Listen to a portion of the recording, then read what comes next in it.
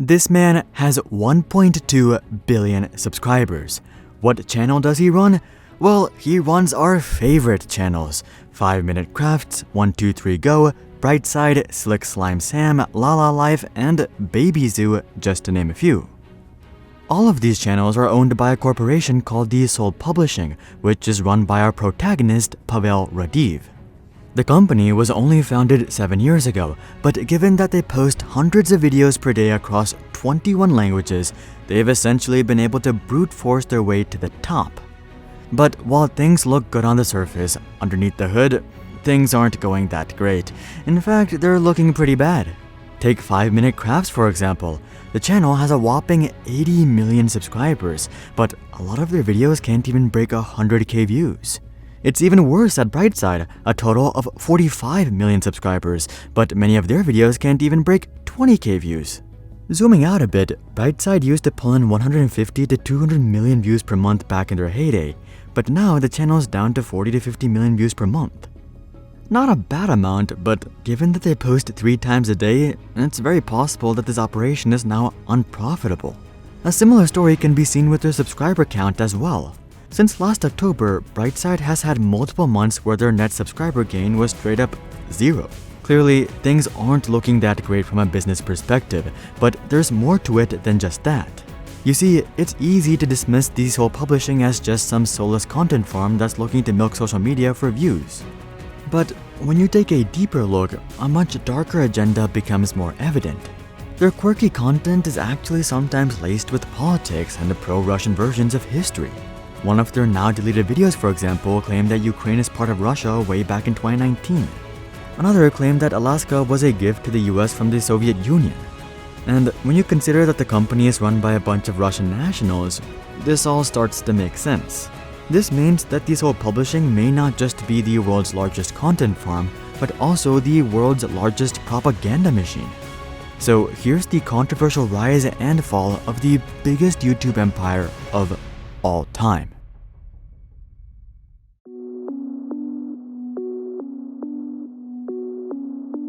Taking a look back, the story of the Soul Publishing indeed only dates back to 2016, but the story of the company behind the company, AdMe, dates back to the early 2000s to 2 men. These men are Pavel Radiv and Merit Mukhamatov. AdMe started off as a media platform that seeked to offer serious informational content. But over time, this evolved into being more light-hearted content focused on entertainment, as this simply appealed to a far larger audience. They basically became the Russian BuzzFeed and would eventually transition this style over to their dozens of YouTube channels, which brings us into their first controversy, the timeline of the Soul Publishing. After being a Russian-focused media organization for over a decade, AdMe decided to launch the Soul Publishing in 2016. This has prompted some to theorize that the Soul Publishing was created to influence the 2016 election. At one point, even Forbes and Business Insider explored the idea, but these claims don't hold up against further scrutiny. For starters, many of the Soul Publishing's most popular channels were actually created after the election. 5 Minute Crafts, for example, was created a week after the election, and Brightside was created months after the election. Also, even for channels that were created before the election, they simply didn't have much time to gain momentum and influence, even if that was their goal.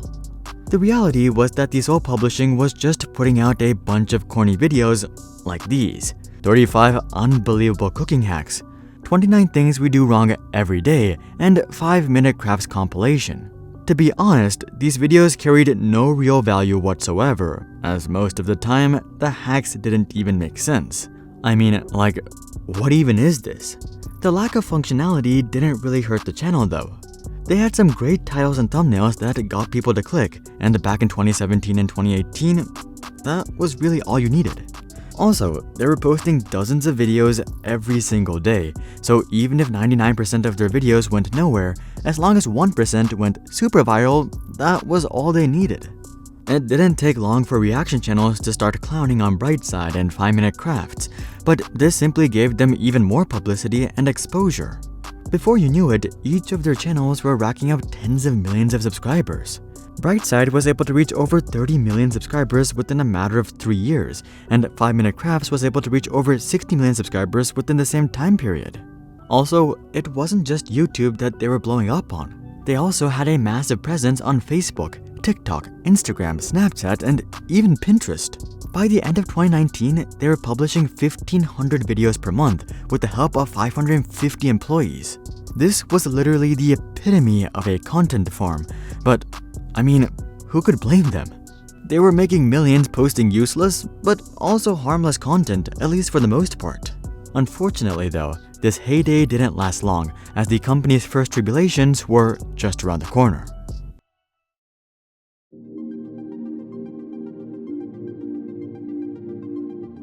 The company's first major challenge came from none other than YouTube's infamous algorithm. As we moved into the 2020s, YouTube started an internal campaign against clickbait. For obvious reasons, YouTube was not exactly a fan of clickbait, as it simply gave the entire platform a cheap tabloid vibe. Not to mention, it likely led to people spending less time on the platform. This wasn't originally a major concern, as YouTube's user base was simply growing so much. But as the platform started to mature, maximizing revenue from current users became a larger priority than trying to attract new users. So YouTube started focusing on a new metric, average view duration. The longer people watched their videos, the more likely it was to be seen by more people. So naturally, videos that were based around stories and payoff started taking off, and we saw creators lean towards longer and longer videos. This, however, was terrible news for the Soul Publishing. Virtually all of their content was centered around a gimmicky hook, similar to what we see on TikTok today. So once viewers clicked on the video and saw the hack they came for, they clicked off. They simply didn't care about the other 20 hacks in the video. This meant that while channels like Brightside had a great click-through rate, they had awful viewer retention. As such, the Soul would decide to change up their content with a new channel called Actually Happened. Most of you have probably completely forgotten about this channel, as it has since been deleted, so let me remind you about the cringe content they posted. My BF has 74 GFs. I date only psychos. BFF broke her own leg so she can be the center of attention. Now, these videos are actually from another channel called My Story Animated, but Actually Happened to post the same sort of stuff. While this was no doubt cringe, it was once again effective at getting people to click. People love hearing about drama and gossip. Combine this with a storyline and characters and emotion, and boom, people are suddenly more invested in the videos than their own financial future.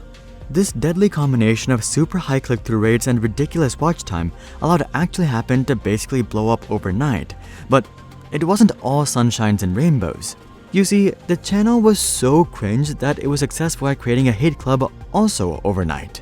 People love to clown on just how fake their stories were, and honestly, you can't even blame the critics. I think I remember a video where the kid didn't want the dad to drop them off at school because the dad was gonna drop them off in a helicopter or some crap like that. Yeah, it was really weird. There were also complaints that the channel was a bad influence as it sometimes glorified abusive relationships and cheaters. I mean, just listen to this. I was going to marry my GF until I met my first love. I'm a cheater. Really quite a video, but out of nowhere, the Soul decided to wipe this entire channel completely off the face of the planet, as they deleted literally every single video on the channel. There was never an official explanation for this, but it was probably just because it got the company too much bad press.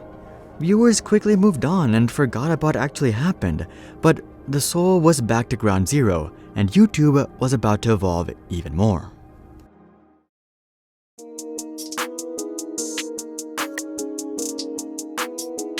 As YouTube started focusing on average view duration, creators naturally started trying to play this system as well. They would artificially increase the length of videos to skew the watch time. They would have gift cards throughout the video so that people watched it over and over again, even if the video sucked. Again, this is not what YouTube had in mind when they started focusing on watch time. If YouTube really wanted to maximize the time that people spent on YouTube, they had to focus on promoting videos that people actually liked, not just videos that people watched longer. So YouTube implemented yet another key metric into the algorithm, which was of course viewer satisfaction. The most blatant implementation of this is the smiley face surveys, but that's just one of likely thousands of variables.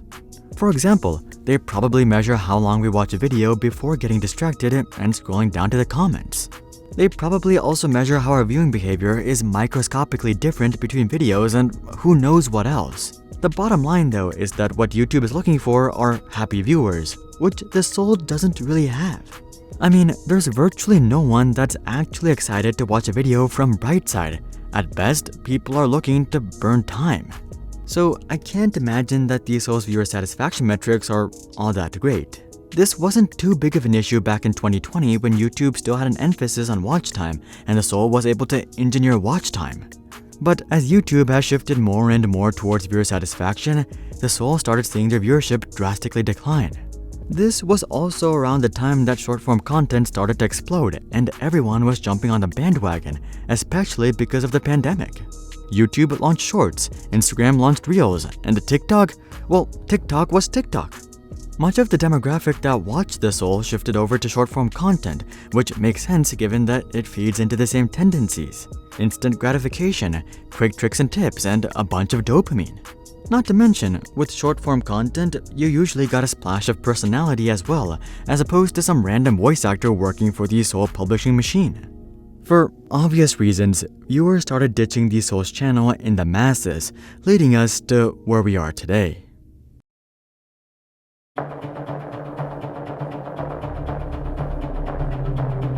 Today, the Soul publishing isn't exactly doing bad as they still have ridiculous followings. 600 million on Facebook, 1.2 billion on YouTube, 90 million on TikTok, 70 million on Instagram, and 20 million on Snapchat. But with that being said, the company's heyday is definitely behind us, and their insane follower counts are starting to mean less and less. The reality is that their followers are simply no longer converting into viewers. And thanks to the YouTube algorithm, this effect will simply get worse with time. As their newer videos get fewer views, YouTube will promote their future videos even less, which will simply make it even harder to get views. So it seems like it's just a matter of time until this content farm or propaganda machine or whatever becomes a blip in internet history. And that's the story of the 1.2 billion subscriber YouTuber that's losing it all. Someone else that's at risk of losing it all is short-form platforms. If you'd like to see why companies are already giving up on short-form content, check out this video. But until then, I'm Hari, and I'll see you guys on the next one.